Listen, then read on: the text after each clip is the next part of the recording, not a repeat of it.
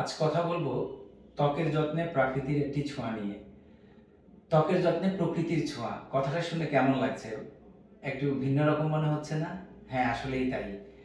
আপনার ত্বক যদি হয়ে থাকে অ্যালার্জেটিক, আপনার ত্বক যদি হয়ে থাকে রুক্ষ, আপনার ত্বক যদি হয়ে থাকে অয়েলি, আপনার ত্বক যদি হয়ে থাকে সেনসিটিভ, তাহলে আপনার জন্য রয়েছে একটি ন্যাচারাল ক্লিনার, যা দিয়ে আপনি whole body wash, face wash, hand wash সবই করতে পারবেন একটা ক্লিনার দিয়েই, প্রায় সব কিছুই।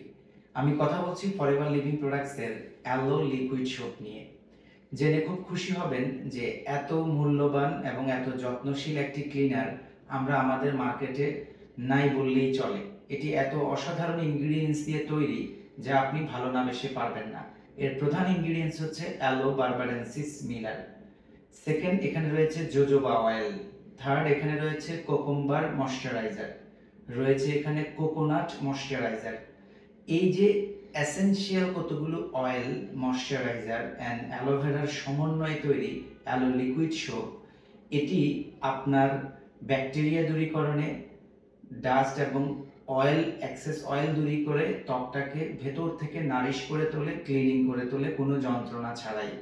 এবং এখানে কোনো ধরনের মানে ক্ষতিকারক সালফেট ব্যবহার করা হয়নি, যে সালফেটগুলো, যে প্যারাবেনগুলো আমাদের স্বাস্থ্যের জন্য ক্ষতিকর।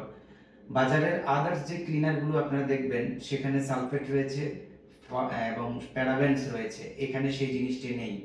সো এটি বেবিদের জন্য আইডল শ্যাম্পু হিসাবে আপনি আপনার ছোট্ট বেবিকে, একদম একদিনের বেবিকেও এটা দিয়ে গোসল করাতে পারবেন। এটি ত্বকের পিএইচ ব্যালেন্সটা অসাধারণভাবে মেনটেন করতে পারে।